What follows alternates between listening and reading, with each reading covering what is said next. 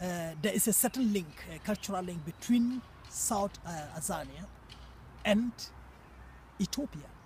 There's a direct cultural link.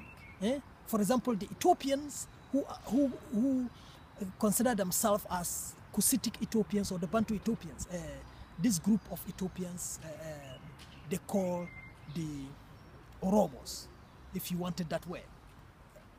This group of Ethiopians, they have direct cultural link with certain groups in southern part of Azania.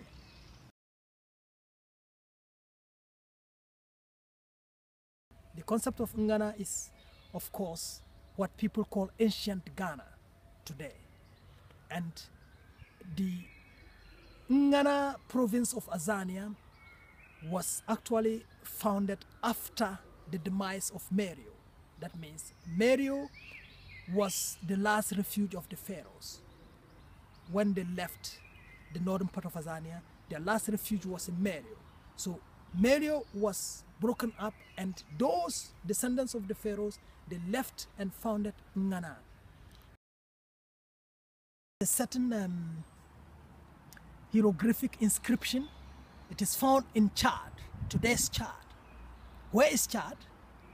Chad is almost in the central part of Azania. Part of Chad is in Nubia, if you want it that way, and part of it is also inside Ngana. If you go there, there is a certain hieroglyphic inscription on a mountain somewhere, and the king who actually put that inscription, sometimes some say is Tutmosis the third.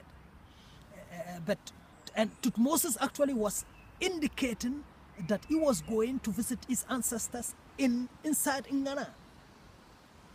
So, does that tell us something? It tells us, of course, a lot, that the pharaohs, the notion that the pharaohs or the Bantu Ethiopians were from the north alone does not make sense.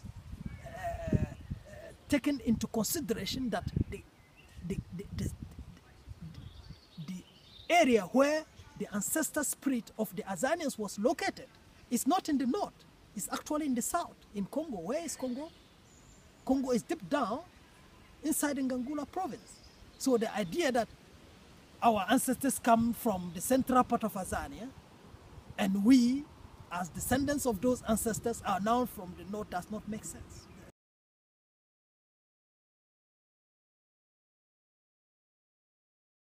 There are certain people in Ivory Coast.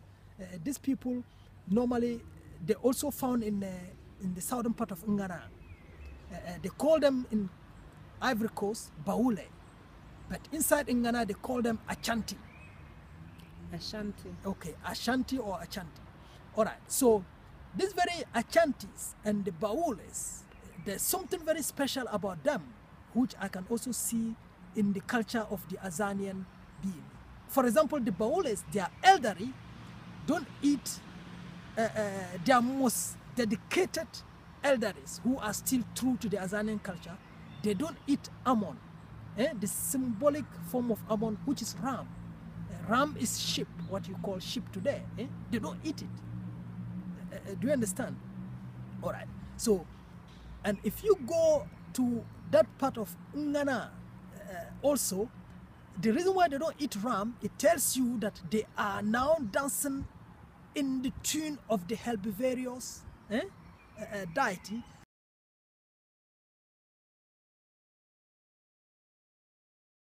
Shonas, with the Shonas crocodile deity in the south, bull of the Hausa city states, black bull of Memphis.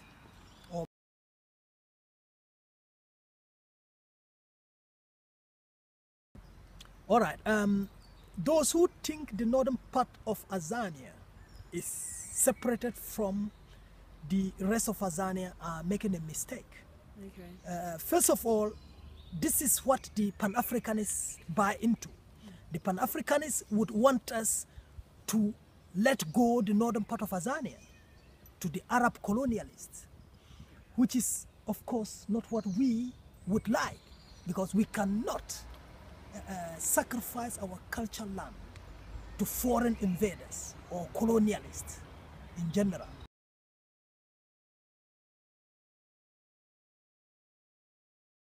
Pan-Africanists, they buy into the concept of the African state, which is a sovereign state within the international legal framework. But of course, this very state sovereignty sort of like legitimize the colonial occupation of northern Azania by the Arabs. Do you understand?